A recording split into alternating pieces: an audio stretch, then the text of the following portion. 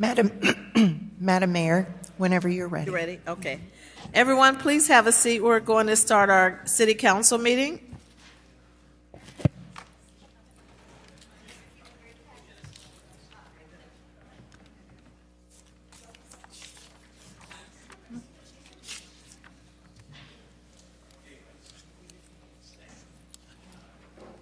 Good evening, everyone. It is about 6:05 p.m. on Tuesday, June the 27th, 2023, and I'd like to call the meeting of the Peoria City Council to order. I'd also like to welcome everyone that's here in our council chambers, as well as our listening audience at WCBU. I'd like to welcome the audience that's watching on cable channel 22. Madam Clerk, the council mics are open. Please call the roll. Madam Mayor, Present. Councilmember Allen, Present. Councilmember Sear, Councilmember Gordon Young, Here. Councilmember Graham, Councilmember Jackson, Here. Councilmember Kelly, Councilmember Euler, Councilmember Riggenbach, Councilmember Velpula, Present. and Councilmember Vespa. You have a quorum present, Madam Mayor. Wonderful. Thank you. Everyone, please join me and stand for a moment of silent prayer or silent reflection, followed by the Pledge of Allegiance.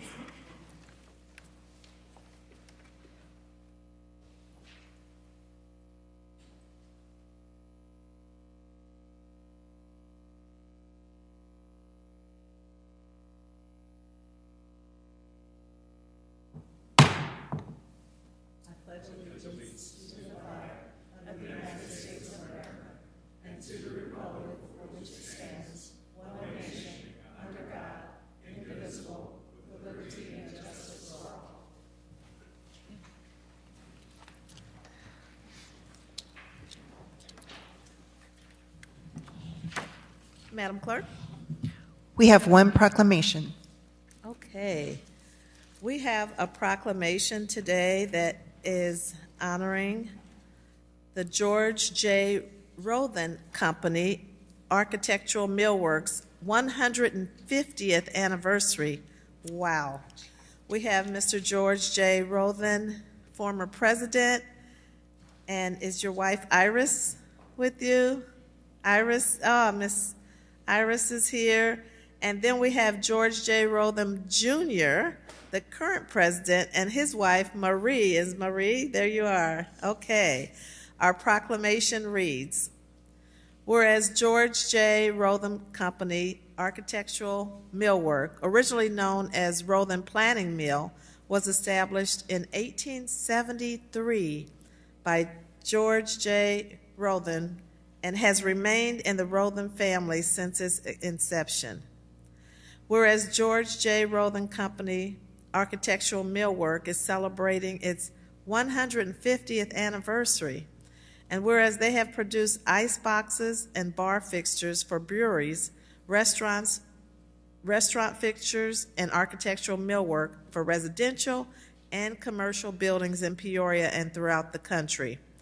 Whereas George J. Rothen Company has contributed to the fine craftsmanship of many buildings in Peoria, including Peoria City Hall, Bradley University's Library, Jobst Hall, and St. Philomeno Church and School.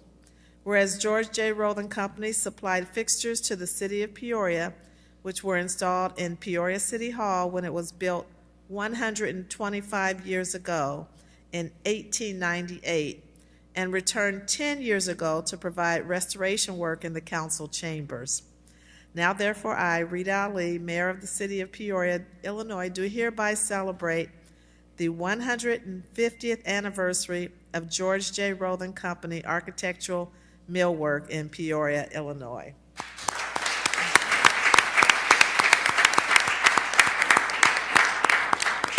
You look awful good for 150. Stole my line. Oh, sorry about that. Madam Mayor, members of the City Council, thank you very much. At this time, I'd like to recognize some of our employees that have come tonight. If you guys could please stand, I would appreciate it.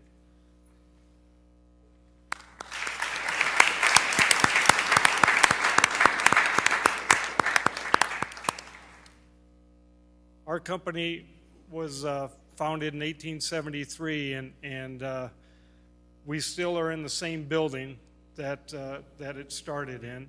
I won't tell you the address because it's 1200 West Johnson.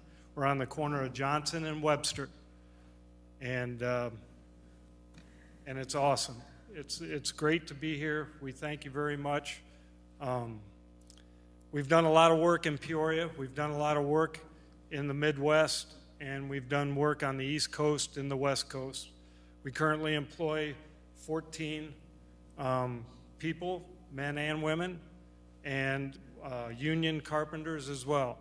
So we keep working, keep plugging along, and it's a great foundation really for the Peoria area. And really this city council chambers was one of our cornerstones that we did 10 years ago.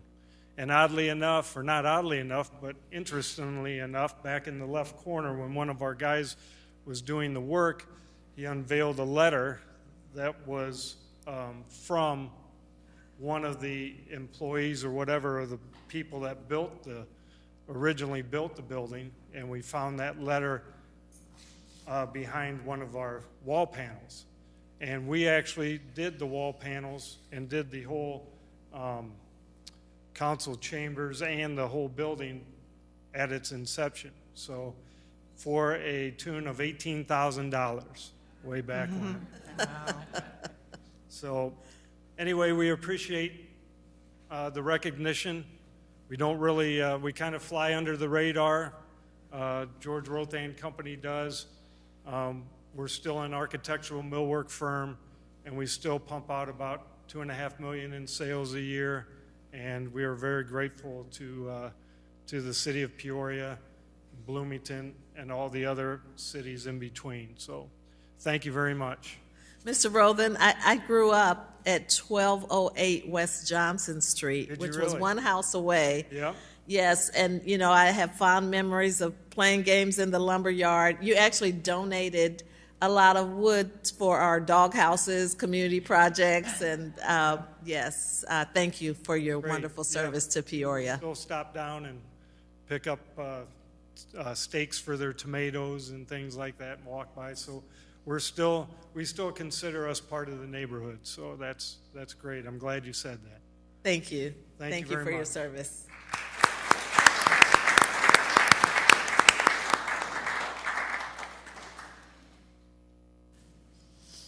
I'd also like to acknowledge something that happened last Thursday. It was actually going on at the same time as the State of the City address, which is why one of our council persons was not able to be there.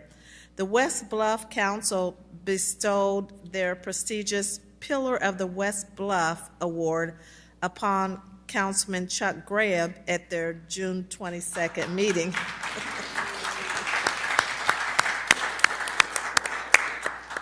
A graduate of Bradley University, Councilman Grebb has lived most of his life on Peoria's West Bluff and has served with distinction as both an educational leader through his work at Peoria Public Schools and as a community leader through his longtime service on the Peoria City Council. The Pillar is a recognition of the Chuck Grabb's longtime service and his continued advocacy of Peoria's West Bluff. Congratulations, Councilman.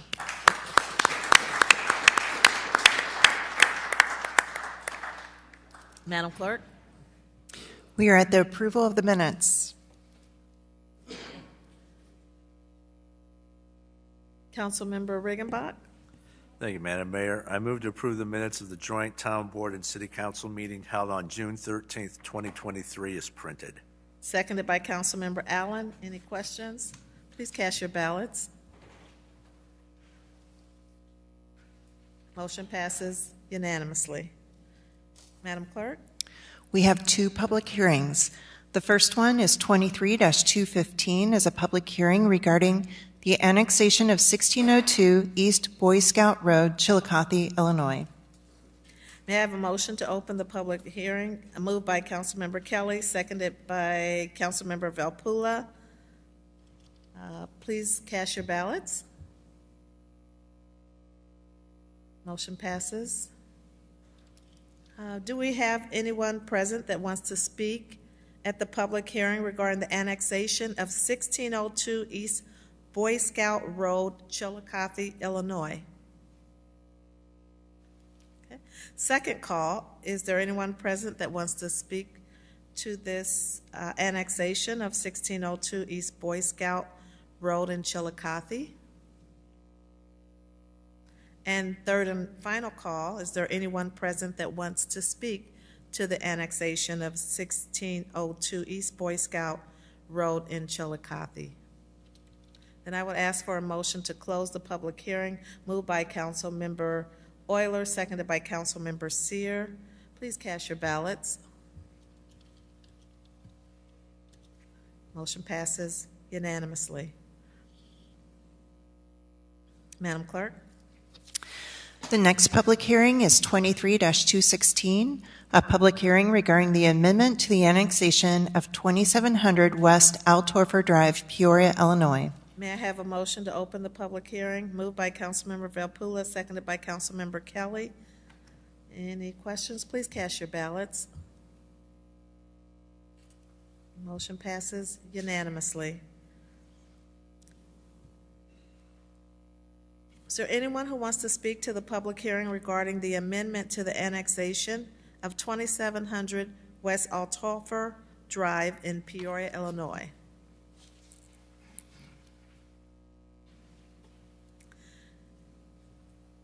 Is there anyone present that wants to speak to the public hearing regarding the amendment to the annexation of 2700 West Altorfer Drive in Peoria? And finally, is there anyone present that wants to speak regarding the amendment to the annexation of 2700 West Altorfer Drive in Peoria? I would ask for a motion to close the public hearing, moved by Councilmember Sears, seconded by Councilmember Euler. Please cast your ballots. Motion passes unanimously. Madam Clerk, I hope you had plenty of water. And a cough drop. Okay. I'm ready to go. Okay. We are at the consent agenda. 23-217 is a communication from the City Manager and Director of Human Resources with a request to authorize the payment of a workers' compensation award in the amount of $156,233.04 to a firefighter injured on April 9, 2019. 23-218 is a communication with a request to concur with the recommendation from, from the Planning and Zoning Commission and staff to adopt an ordinance to amend the existing special exception ordinance number 8901 as amended for a special use for church facilities in a Class R2 single-family residential district to allow 3 freestanding signs and one wall sign for the property located at 5504 North University Street, Peoria, Illinois. 23-219 is a communication with a request to approve the site application for a Class B restaurant 50% food liquor license with on-site consumption and retail sale of alcohol for Saffron Social, Inc., doing business as Saffron Social at 124 Southwest Adams with a recommendation from the Liquor Commission to approve. 23-220 is a communication with a request to approve the site application for a Class B restaurant 50% food liquor license with on-site consumption and retail sale of alcohol for Central Illinois Baking Company, Inc., doing business as La Bakery Cafe at 4700 North University, Suite 14A and B, with a recommendation from the Liquor Commission to approve. 23-221 is a reappointment by Mayor Ali to the Solid Waste Disposal Landfill Committee with a request to concur of Stephen Van Winkle. 23-222 are reappointments by Mayor Ali to the Planning and Zoning Commission with a request to concur of Michael Weisenhahn and Edward Berry. 23-223 are reappointments by Mayor Ali to the Housing Commission with a request to concur of Bree Muehlbauer, Michelle Sanders, Debbie LaRue, Becky Peterson, Regina Morgan, Sean Hayes, and Brian Uhlenhop. 23-224 are reappointments by Mayor Ali to the Liquor Commission with a request to concur of Timothy Spears and Camille Coates. 23-225 is an appointment and reappointment by Mayor Ali to the Mayor's Advisory Committee for the Disabled with a request to concur of Jessica Shoup and Doris Hayes. 23-226 are reappointments by Mayor Ali to the Sister City Commission with a request to concur of Rex Linder, Kevin Sullivan, and Melanie Coulter. 23-227 are reappointments by Mayor Ali to the Fire and Police Commission with a request to concur of William Spears. 23-228 is an appointment and reappointments by Mayor Ali to the CDBG Public Service Advisory Commission with a request to concur of Brenda Grove, Pamela Schubeck, Al Quizan, Brett Kolditz, and Quentin Campbell. 23-229 are reappointments by Mayor Ali to the Advisory Committee on Police and Community Relations with a request to concur of Lorraine King, Donald Jackson, Demario Boone, Terry Burnside, Karen Wilson, Shalandra Birch, Andre Allen, and Kelly Peterson. And on your desk, there is a revised communication amending the appointments. 23-230 is an appointment and reappointments by Mayor Ali to the Downtown Advisory Commission with request to concur of Lenora Fisher, Raymond Lees, Jonathan Jenkins. 23-231 are reappointments by Mayor Ali to the Construction Commission with a request to concur of Jason Snyder, Bill Goed, and Todd Clarehout. 23-232 is a reappointment by Mayor Ali to the Peoria Civic Center Authority with a request to concur of Richard Rick Simonis. 23-233 are reappointments by Mayor Ali to the Municipal Band Commission with request to concur of Denise Cooksey and David Little. 23-234 is a reappointment by Mayor Ali to the Peoria Housing Authority with a request to concur of Helen King. 23-235 is a reappointment by Mayor Ali to the Transportation Commission with a request to concur of Jada Hare. 23-236 is a reappointment by Mayor Ali to the Zoning Board of Appeals with a request to concur of Colton Thomas. 23-237 is an appointment by Mayor Ali to the Peoria Area Convention and Visitors Bureau Board of Directors with a request to concur of Robert Johnson. 23-238 is a reappointment by Mayor Ali to the Peoria Public Library Board of Trustees with a request to concur of Lucy Gully.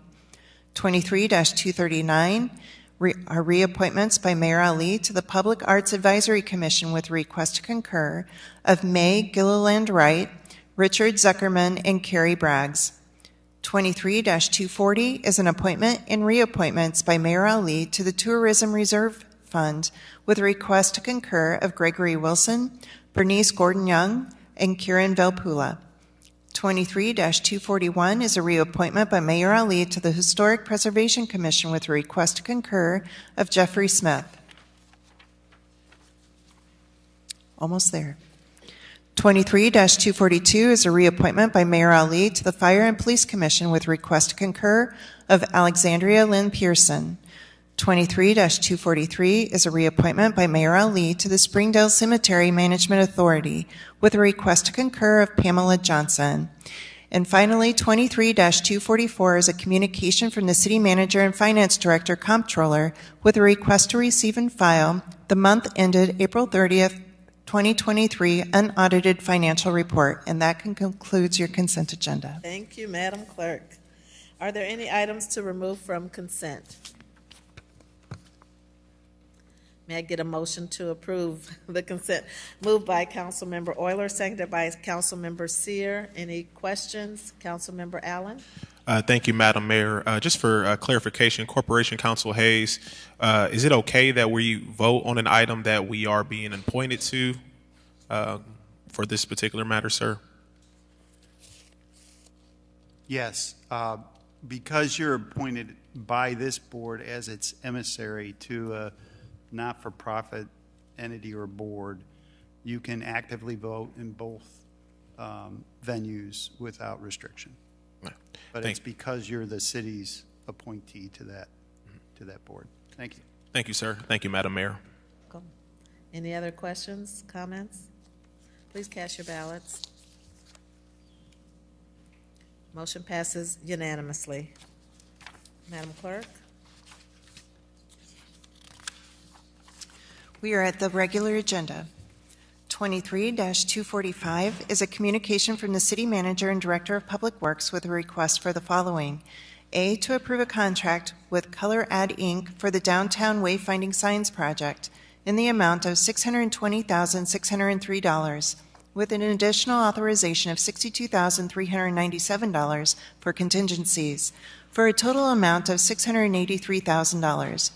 And B, adopt an ordinance amending the City of Peoria 2022-2023 biennial budget to allocate $150,000 from capital funds for the Downtown Wayfinding Signs Project.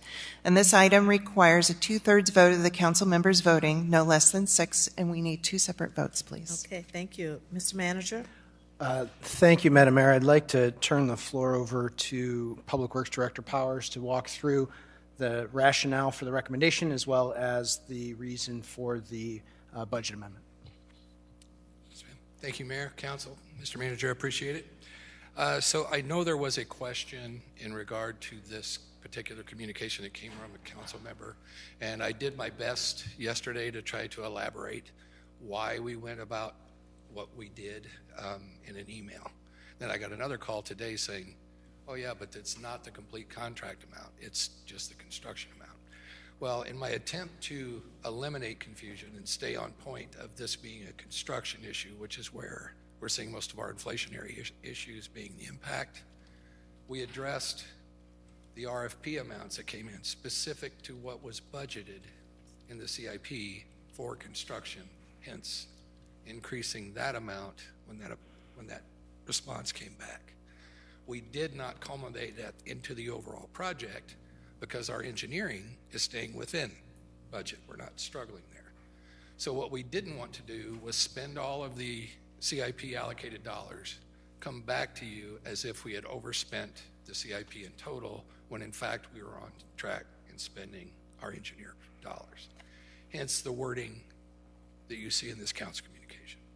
Overall, though, obviously the council communication, now that well, I guess I should stand by and see if there are any questions about the wording for the funding first before I explain wayfinding overall, because this is really kind of exciting.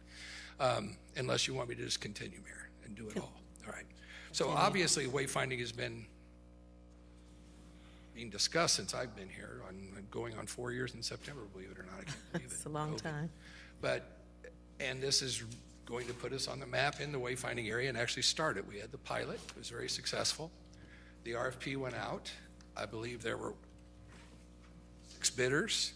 We did select the bidder that was brought forward based on the criteria, again, established in the RFP that you have as an attachment in your council communication. In the email that you received last night, again, if you approve of this bidder, we will release that information to any of those contractors who may want to know what they could do to improve next time that weren't awarded. If you do not approve, then again, we would ask that this be held confidential because we will have to rebid. We'll have to release another RFP. We won't bid, which would compromise that process if anyone were to get their hands on this information. So that was the cause of my email yesterday and why I was so sensitive about do not release this information, because it is crucial what happens here tonight with this. The wayfinding process, I had another question, and Councilor, I hope I was able to explain the tactile piece of that for you. This is going to provide for wayfinding throughout downtown. There will be several pedestrian kiosks. There is a map, a location map within your booklet or your council communication as well as your attachments. There were several samples. This was a very exhaustive process within the RFP, whereas we had a consultant helping us We were actually measuring the thickness of the signage, the samples that they brought forward. The sign faces were analyzed, and then those findings were provided to our staff by the consultant as well. So I think we've done due diligence plus in this, and we're ready to execute and bring this to Peoria. If you have specific questions, I'll stand by either on the funding wording or the overall project. Any questions for Director Powers? Councilmember Euler. Thank you, Madam Chairwoman. Move to approve 23-245, item A. Seconded by Councilmember Riggenbach. And discussion, Councilmember Allen. Thank you, Madam Mayor. Director Powers, I'm looking in our attachments and I'm counting, 2, 4, 6, 8, 10, like 11 signs that are attached here. Is that what you plan on ordering with these funds, sir? They should all be identified in the attachment. Of course, you got ahead of me.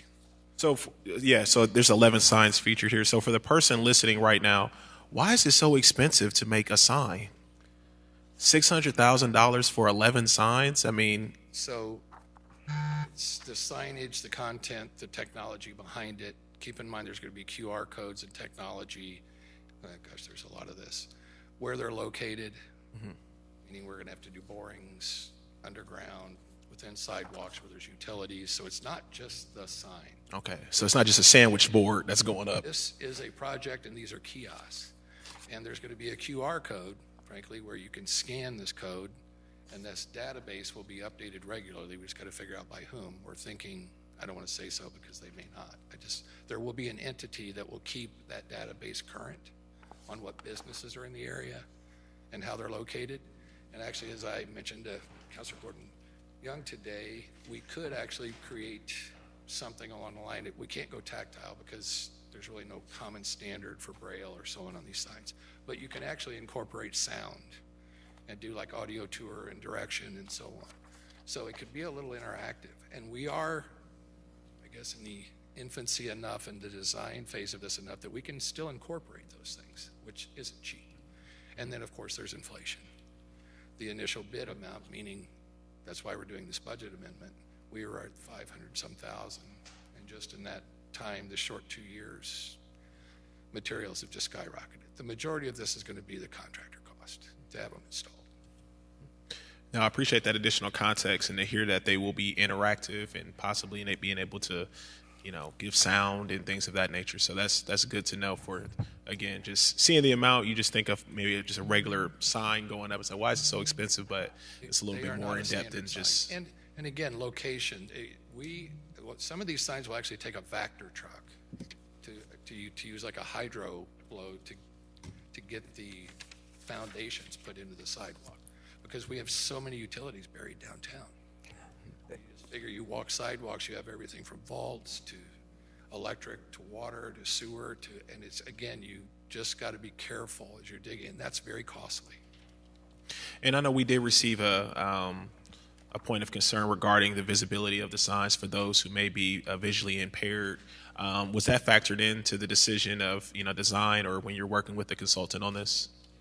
The visibility of the sign for anyone, I would say, that's not visibly impaired. That's sort of to the question, and if you don't mind, Councilor Gordon, I'm sorry, I do this, I don't know why, just names and me. But that speaks to her question earlier today, was there any tactile consideration or Braille? And the response we got from our consultant was they did consider it. It's just unlike ADA for interior, in other words, where you find restrooms, elevators, there's a common placement for that type of thing for visually impaired people. On an exterior sign, there are no standards. So you can kind of place in your head, if you walk up to a kiosk, and if there isn't a sound, it's an obstacle. It's just something else someone visually impaired is encountering. And unless it's making a noise, like a crosswalk, or unless it's dimpled and something's leading you to it, and there's a common position established through some standard, you wouldn't know where to find the tactile markings, the Braille. So all of that is under consideration, which is why I brought up, we could possibly go into a sound tour, if you will, where you could activate a button and it would activate, or it would play on a schedule. We're in discussion and open to all of those things from you or the public for that matter, because we have not finalized it yet. Councilman, if I could just, there's 11 different types of signs. There's 72 locations. If you look at the map and you look at, there's significantly more signs than just 11 that are coming into downtown. So I just want to make that clear. That we have, the handout shows you the different types of signs, but the map shows you all the locations where those signs will be going throughout downtown. No, thank you, sir. Appreciate that's good clarity there. And thank you, Director Powers. Thank you, Mr. Manager. Mayor. You're welcome. Thank you. I call it smart wayfinding. Councilmember Gordon Young. Madam Mayor, and thank you, Director Powers, for your information in such a short amount of time. But I do have an additional question regarding the opportunity or possibility for some auditory connections to it. And I didn't ask you to check into this, so I get it if you don't know the answer. But did they talk about what that cost would be for that? They did not, but they did say that it would be a change in scope, which is what I closed the email Yeah. with. It wasn't contemplated, but it is available, is what we got, because the question was specific to tactile and braille. And the consultant said they had considered it and had gone to the point of that, but it would take a scope change, which means the cost would increase from where we are now. I don't know what that is, but we can get an estimate. And then what locations would be best suited for the kiosk to where they would be placed. Right. I've worked very closely with the Center for the Visually Impaired and Blind Center here, and certainly understand where there's this, this wealth of knowledge, but often not people at the table that will be impacted. And things like smart systems like WeWalk, like that could connect to perhaps, some system within these signs, just something to think about. I couldn't agree more, ma'am. Thank you. Thank you. Thank you. Councilmember Vespa. Thank you, Madam Mayor. It was just occurring to me. I'm not sure that a QR code is the best use of space because, if they have a cell phone that can read a QR code, then and that cell phone can probably pull up Google Maps or Apple Maps, and they see where they are anyway, and they can go wherever they're trying to go. But yeah, I like the idea of wayfinding in general, and I like the idea of these signs, but maybe I'd be more inclined to support some sound aspect of it, or maybe braille. But I see your point about it, being outdoors and not. And again, and I think the QR code is more to specific business information that would say be centered around our Downtown Business Association, where there are specific businesses that want to advertise via that QR code. So that might not appear, say, specifically in a map search. It would be more of you would hear, if you scan the QR code, it would bring up the specific businesses in that area and a short snippet about them that may or may not come up on a smartphone. This is what we're getting as people are rolling out to us that they'd like to see. When you say advertise, you mean we're going to generate revenue from this, or? It could. Okay. It could. All right. Thank you.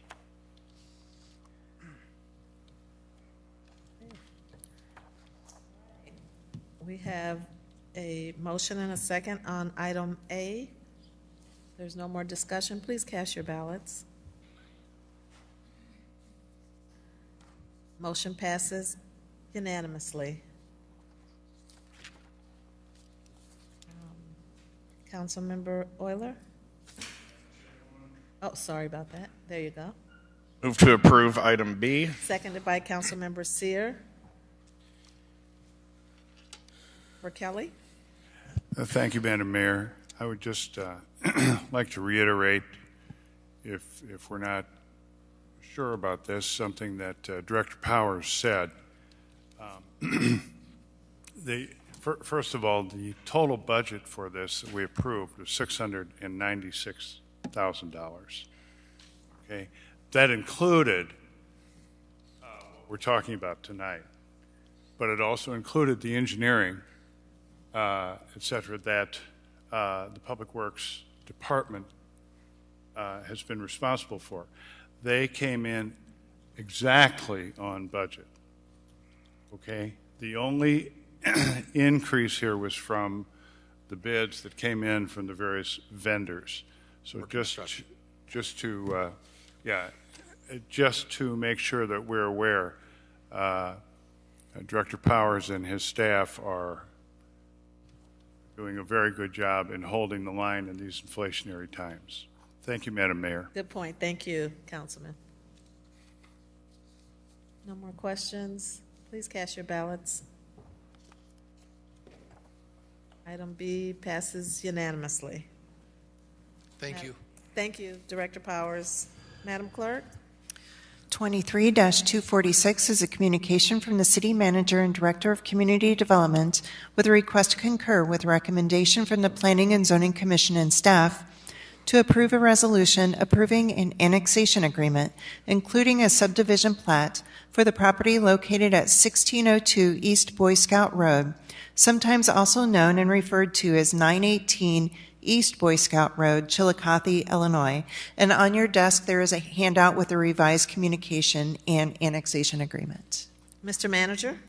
Thank you, Madam Mayor. I'd like to ask Assistant Community Development Director Leah Allison to come forward to just explain this annexation. Thank you, Madam Mayor, Council, Mr. Manager. This is an annexation agreement only for acreage of land that is not contiguous to the city limits currently. It is a request that has come because of a request to divide the land. And when we're within the 1.5 miles of the city, we have the extraterritorial jurisdiction to review that request. And because the division does not include connection to public sanitary sewer, the annexation agreement comes in, where we ask that this agreement cover the land, the division, and set up a future annexation in connection to public sewer if contiguity is ever established. So at the moment, there is no contiguity, agreement only.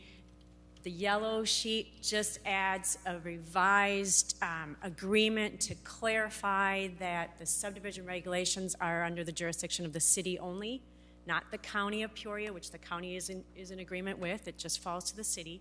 So that's why we have that slight change to the agreement that you have before you as a yellow. No other changes to the terms of the agreement occur with that revision. Are there any questions that I can answer? Questions for Ms. Allison? Councilmember Sear? Thank you, Madam Mayor. Thank you, Director Allison. Move to concur with recommendation. Seconded by Councilmember Kelly. Any comments or questions? Please cast your ballots. Motion passes unanimously. Thank you, Ms. Allison. Got another one. Madam Clerk? 23-247 is a communication from the City Manager and Director of Community Development with a request to concur with recommendation from the Planning and Zoning Commission and staff to approve a resolution approving the First Amendment to annexation agreement for the property located at 2700 West Altorfer Drive, Peoria, Illinois. And this item requires 2/3 vote of corporate authorities, 8 votes. Okay. Ms. Allison, I think you're on again. Yes. Thank you. This is an agreement for a parcel that has been annexed. It was annexed last December, so there isn't an issue of annexation. That has occurred, but what this amendment clarifies is access to that parcel. So there currently exists a 60-foot wide easement that has been in place for many years, providing access from Allen Road to the subject parcel. This agreement just makes that easement affirmed and clarified that the intent is to serve access, and there hopefully avoids any uncertainty for future development of that property and access from the property, access to the property from Allen Road. So it's really intended just to clarify through the annexation agreement access issues. That I can answer. Councilmember Seer. Thank you, Madam Mayor. Thank you, Mr. Manager, and thank you, Director Allison, for all this very, very important work. Move to concur with the recommendation. Seconded by Councilmember Graham. Discussion, Councilmember Kelly. Thank you, Madam Mayor. Assistant Director Allison, I went through this. I don't have a chair in your department, but I couldn't exactly understand why this clarification was needed. I don't mind. I'll be voting for it. But it seemed like it was clear before. Can you, could you explain that a little bit, please? Yes. So currently in the Unified Development Code, when access is to a parcel through other parcels, crossing over, the Unified Development Code says all the parcels in question have to be zoned the same. So if a property such as 2700 West Altifor, which is zoned I-1, zoning industrial 1, the access for that property also has to be zoned I-1, which in the current situation is not the case. The two parcels that front Allen Road, serving as access via this easement, are actually zoned C2, large-scale commercial. So that's where we have this conflict with the Unified Development Code. Doesn't exactly match what the access easement is in place, and so the annexation agreement is attempting to rectify that and clarify through the terms of the annexation agreement. So the zoning doesn't change. None of the parcels change zoning. We're just clarifying that access, despite the difference of zoning, is still allowed. And that, I presume, was not very clear with the original agreement. I think it was just something that we didn't catch to begin with in the original agreement. Okay. Yeah. Thank you very much. Thank you, Madam Mayor.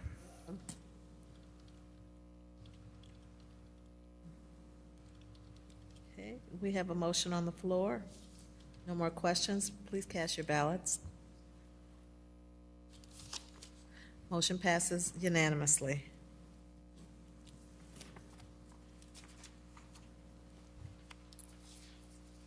Madam Clerk? We are at unfinished business. We don't have anything, so we would be on to new business. Any new business? Councilmember Graham. Thank you, Mayor Lee.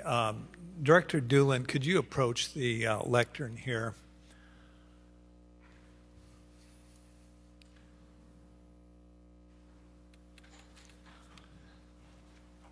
I know that there may be some questions. I think probably you're best qualified to answer any questions. And I spoke to most all of you today about this matter. I think I missed one council person. But in discussion across various departments within our city government, that would include police, legal, and community development zoning staff, we are witnessing in our community right now a very significant uptick in applications for tobacco licenses, specifically for standalone tobacco vape retailers. Our current tobacco license code does not differentiate between a gas station that sells tobacco products or a standalone vape store. Our zoning code treats tobacco sales as retail, so it doesn't have any safeguards in place for our neighborhoods or residential areas.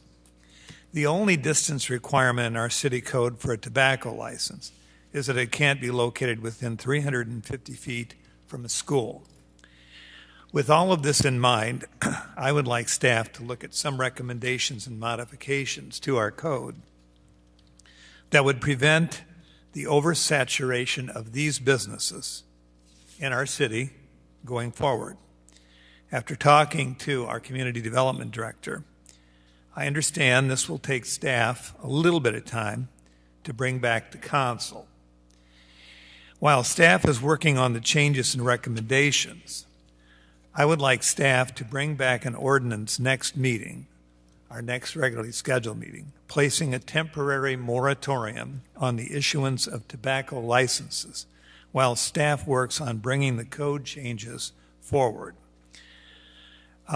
Director Doolin, could you give us maybe a shirt sleeve summary of that and be ready for questions so the council understands completely what we're asking for? Yes, thank you, Councilman. One of the things that we've looked at and seen in Peoria, I think, is a visual uptick in the number of vape stores or standalone stores that occur in our city. I think most recently people notice if you drive down University, you see 2 or 3 that have popped up in the last 6 to 9 months. And while we look at the overall numbers for tobacco license in the city, we're not seeing a drastic increase in the tobacco license being issued, more so in these standalone stores that are coming forward. So I think that's what adds a higher layer of complexity to putting kind of limiting the license. Unlike the liquor license, the tobacco license is just a standalone license for every establishment. So if that's Walgreens, grocery stores, vape stores, gas stations, it's all just one class.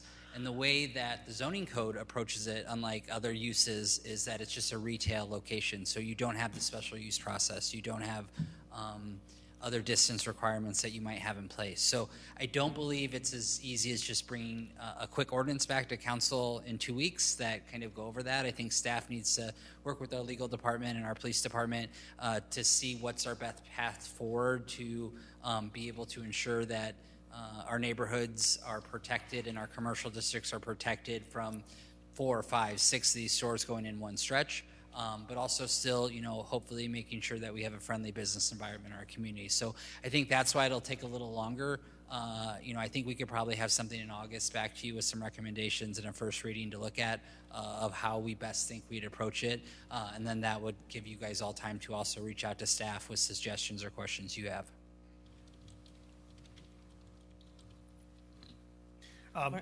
Thank you very much, Director Doolin. I think you have direction to do this. And I want to make certain everyone understands this is not an attempt to abrogate or take back anybody's license who's currently operating. They're burgeoning, and I think we need to get a handle on this from a regulatory standpoint. Thank you, Director Doolin. Thank you, Mayor. Okay, you're welcome. Councilmember Sear? Thank you, Madam Mayor. Just a quick question, not different matter now. Thank you, Director Doolin. Sorry, Mr. Manager.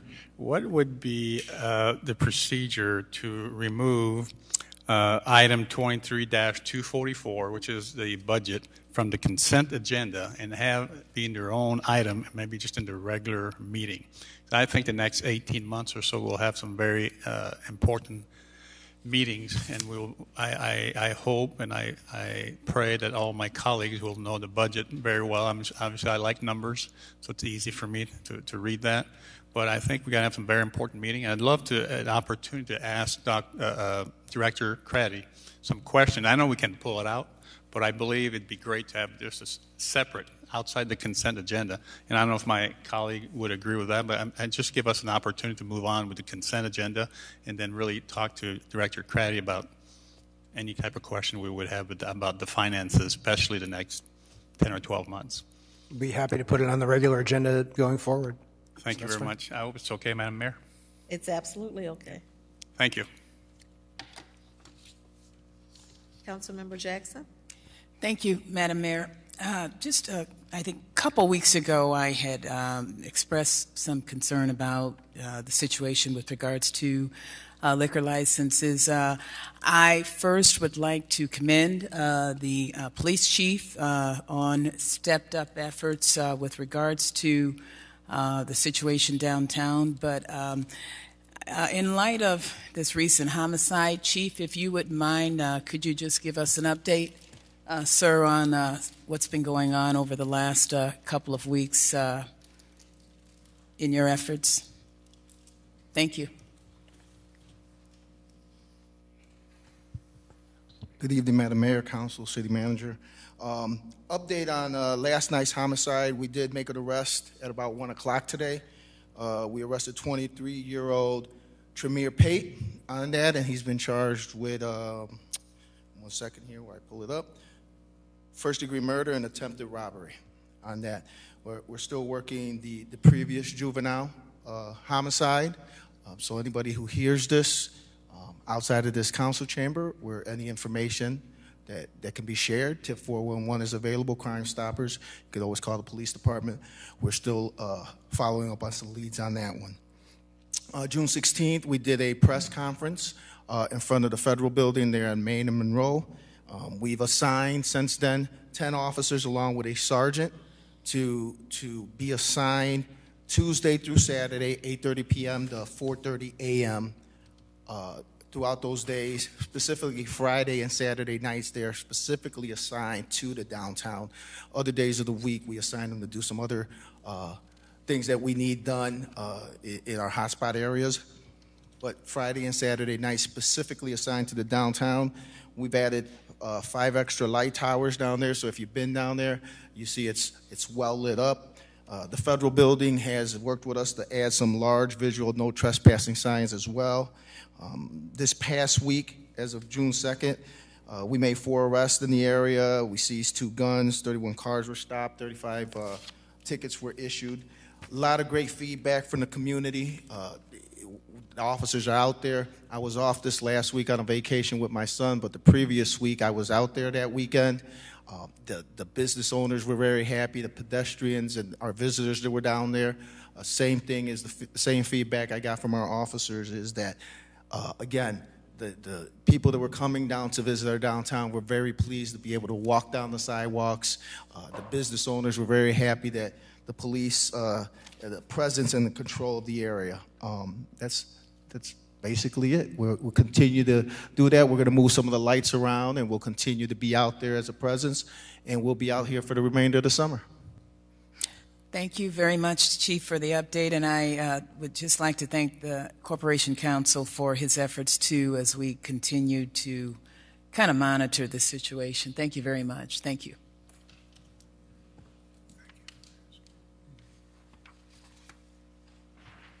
Councilmember Velpula? Thank you, Madam Mayor.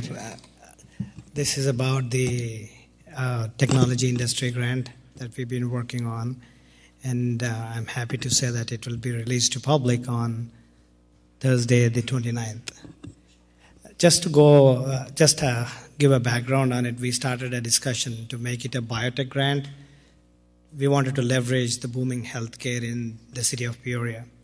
But after a series of meetings with the Assistant City Manager, Kimberly Richardson, and then our City Manager, Patrick Urick, and Chris Seddy, we tweaked this grant to make it more inclusive so that now it is no more a biotech grant, but it's a tech industry grant.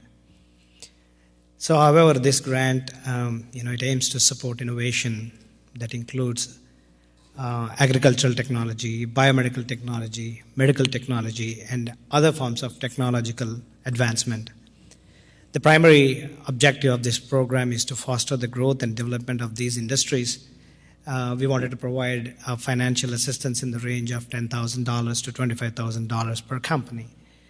With this grant, I would say the eligible businesses can secure operational space, they can invest in cutting-edge technologies and leverage both public and private investments in our city. They can use these funds to lease or mortgage assistance, to use it for operational support and other business costs.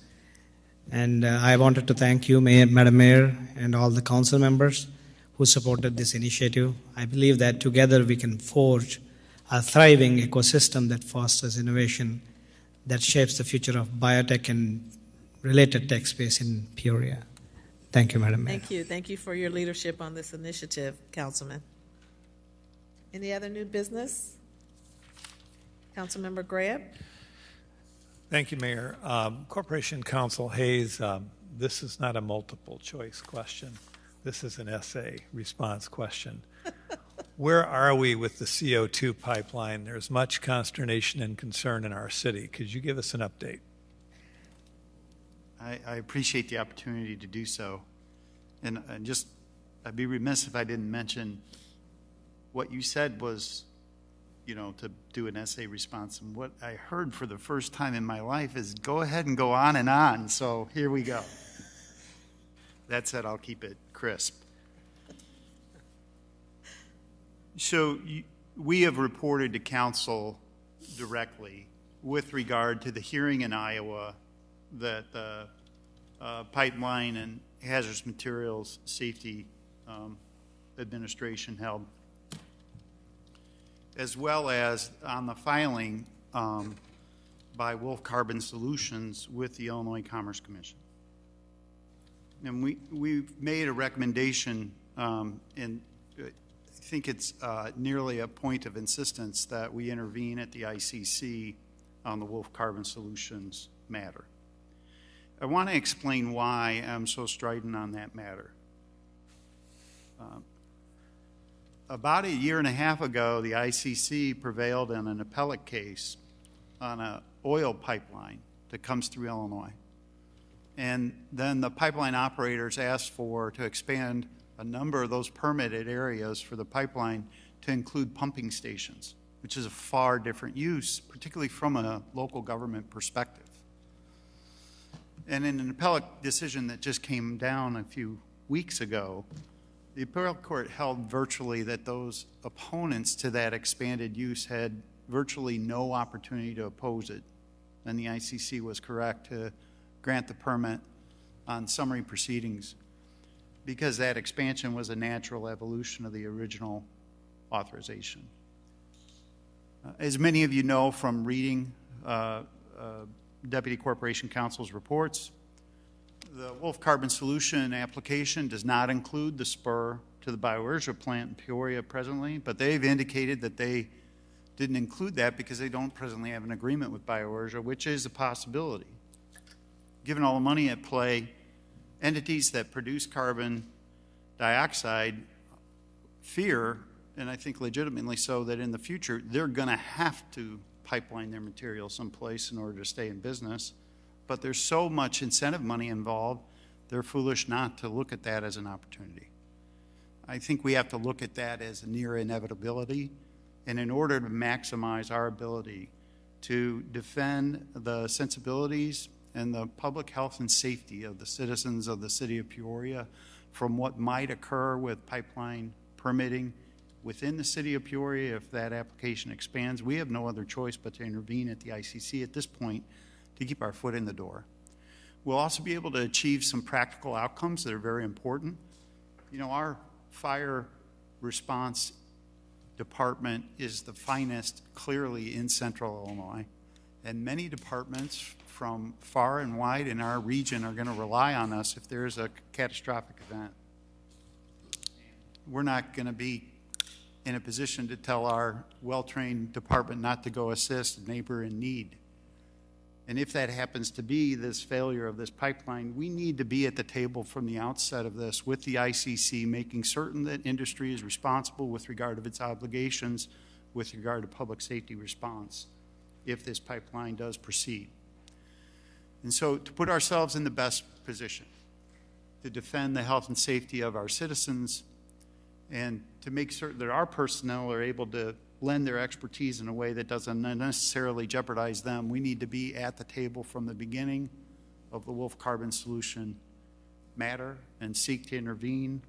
That would be a permissive grant at this point in time. But this was basically my discussion with our Deputy Corporation Counsel as we prepared to cover those things, which she took the lead on, and I'm very grateful to her for. She's done an excellent job and will continue to do so, but I really don't believe we have any other choice but to do so. Ultimately, our position, I don't know what that'll be. We'll have to figure out what's going on. But at this point in time, I think that that's our most effective next step, and that's our recommendation. And without any objection, we'll proceed without further action of the council on that activity. Thank you. And Corporation Counsel and Manager, will you keep the council on your speed dial should there be any development between now and our next regularly scheduled council meeting and any action that we might want to take that would be time sensitive? But I guess I'm understanding that we are going to intervene if it looks like it's going to come this way. and that gives me a little bit of reassurance. So I thought we needed to get that out there tonight for not only entire council, but for those listening and all of our constituents. Thank you, Mayor. Thank you for the question, and thank you for that good essay. All right, Councilmember Jackson. Thank you, Madam Mayor. I just had a point of clarification I'd like to make with the Corporation Council. Based on the city's position, does that preclude us in any way, shape, or form from talking about it, whether it options, whether they're a moratorium or what? Part of my discussion, thank you, ma'am. Part of my discussion earlier today was with Councilman Graham about right now the physical structure of whatever's going to happen. There's no ask to do anything physically within the boundaries of the city of Peoria. If there was, then we would, I think, be within our rights to consider a moratorium. But we're not a permitting authority for any activity because this is not occurring within our municipal boundaries, even though it's within our region. And so a moratorium may be part of a recommendation in the future from our department. Right now, I think that would be largely symbolic, which is an important thing. But I think we satisfy that idea of symbolism by intervening at the ICC. And so rather than extend a moratorium that really is largely symbolic now, I think reserving that until such time as there's real teeth to that would be an option for the council to consider. Certainly if directed by this council to prepare and execute a moratorium, we'd be happy to do so. But I think that our intervention at the ICC gives everybody the indication we're taking up our responsibilities with regard to governance on this issue and doing our best to represent the citizens of the city of Peoria in that matter. Thank you. Thank you very much. Thank you, Madam Mayor. You're welcome. And Council Hayes, what does that intervention with ICC look like? So ICC filings are rather undramatic. They mostly look like letters. They're pretty lengthy sometimes. We're going to have to develop an argument about intervening in a matter when we're not intervening as of right. Mm-hmm. I think we have a compelling story to tell. I'll mention just as a sidelight that there's a new chairman at the Illinois Commerce Commission. Former Mayor of Rockford, Doug Scott, is now have been appointed to the chair of the ICC. So at least there'll be one member of that board that gives an ear towards municipalities, because he used to sit in a chair very much like yours in a community that's a lot like ours. Mm-hmm. Okay. So it starts with the letter. Essentially, it's a formal letter asking permission to intervene in the matter. Okay. Thank you very much.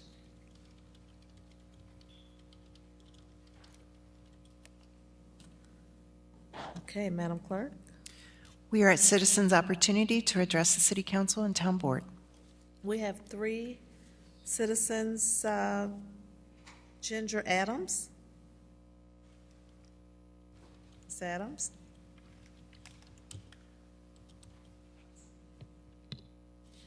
Good evening, Madam Mayor and members of the City Council. This letter is being read by someone else because I have to work this evening and am not able to attend the meeting. However, I am a Peoria resident and both an employee of Peoria Public Library and a member of AFSCME 3464.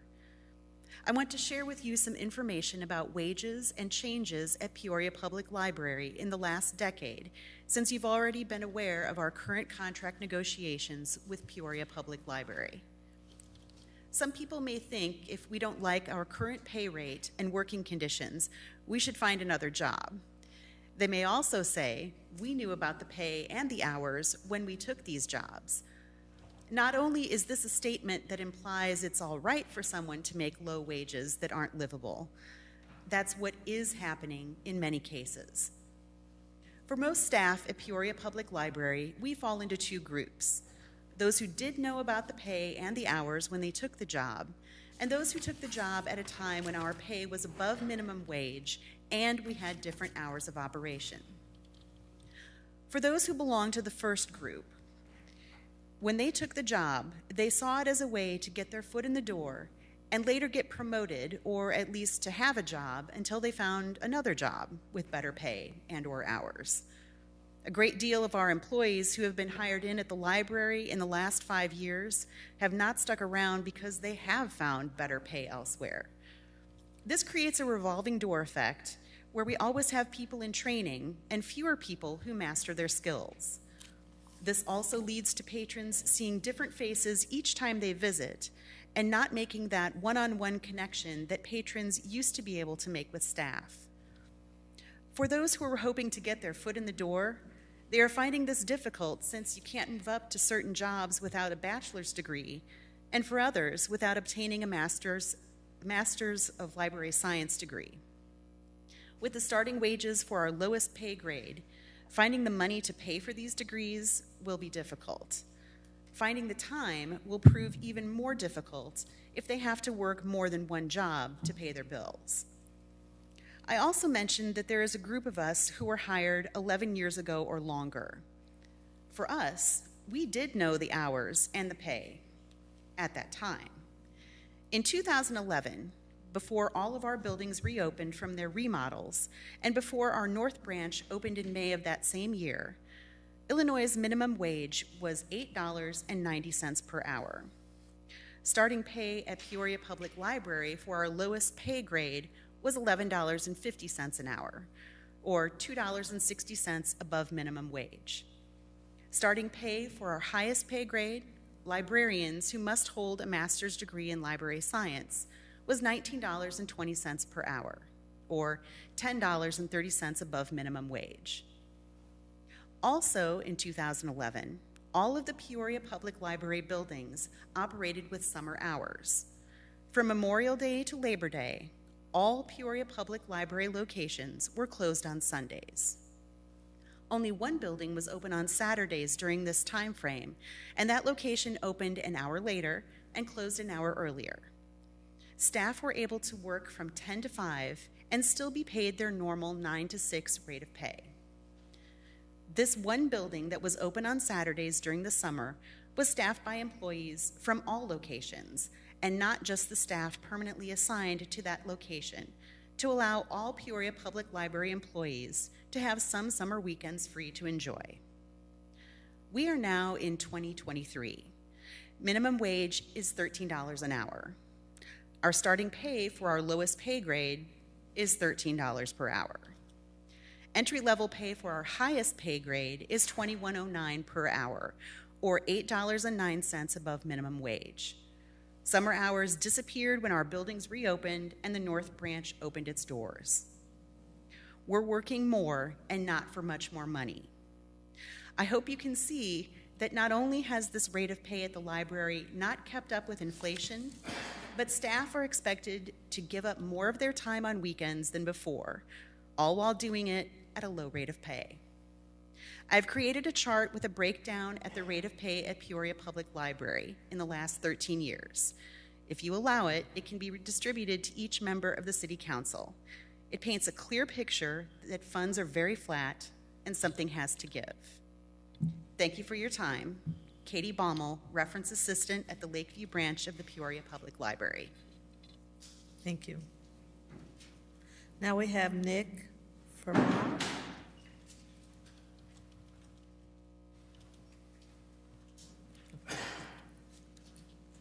Nick, can you pronounce your last name for me, please? Sure, yeah. My name is Nick Furmond. Thank you. And I am here to follow up on the email that I sent you all last night about the carbon dioxide pipeline.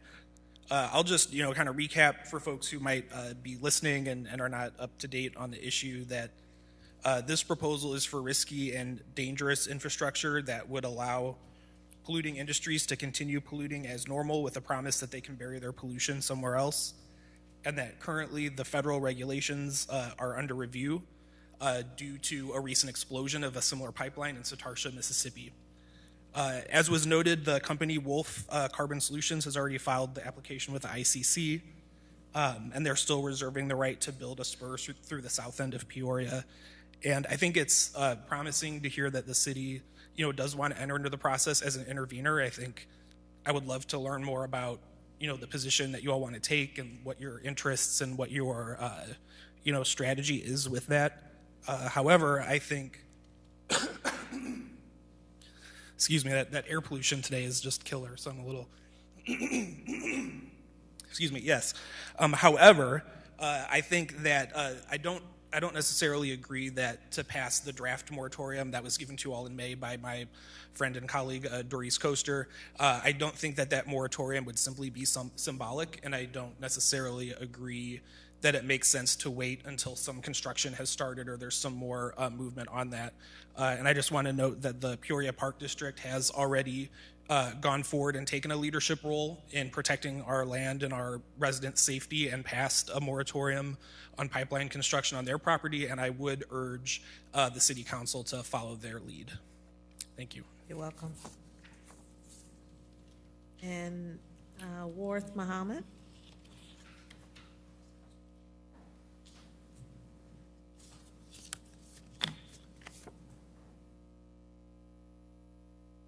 Good evening, Madam Mayor and council members. I'm here to second everything Nick said about the CO2 pipeline on the south side of Peoria. First off, I am a resident of the south side of Peoria, and I don't want a CO2 pipeline built under where I live. And from everybody I spoke to that have knowledge about this pipeline, they're saying that it's a bomb. If you see the video of the pipeline that blew up in Mississippi, it blew up just like a bomb. And the county line and the city line between Peoria is like some parts like a street that separates the city and county line. I don't think a CO2 pipeline leak will respect this county line or the city line. I don't think an invisible line will stop this gas from coming to the city side if there was a leak. Plus, we love our county folk too. We love our county people too. We don't want this to endanger their lives, and there is no need for this in the city of Peoria. They already have trucks that they will be protesting against this too, because for so long trucks has been responsible for trucking this CO2 out of the cities, and this will damage their industry as well. So, and the biggest thing that I'm worried about is the rumors that I'm hearing that if a bomb is attempted to be put under the south side of Peoria, that these workers could be potentially met with gang violence and gun violence. And that's the last thing I think anybody want to do, is put anyone's lives in harm's way. So if there's any possibility that y'all can go ahead and move for a moratorium on this issue, so they know this is something that we are not going to allow in the Peoria City or Peoria County. I ran a club in East Peoria, and it was a teen club. We had the graduation for Richwoods, Manual, and Central, over 500 students in one building. My number one concern was I didn't want nobody getting shot. I didn't want nobody getting killed. All I could think about is I don't want nobody's child death on my conscience, and I have to live with that. I didn't care if we made money, if we made a profit. My number one goal was the safety of the kids that came to my club. We didn't have one fight, we didn't have one shooting at my club in a whole year, because I took that approach that life meant more than money or any income that could come in from this club or this establishment. So I yield my time. Thank you all for allowing me to speak. Welcome. Madam Clerk? We are at executive session. I believe we do not have anything, so we would be at adjournment. Can I get a motion to adjourn, moved by Councilmember Sear, seconded by Councilmember Allen? Please cast your ballots. Motion passes unanimously. Thank you for your service.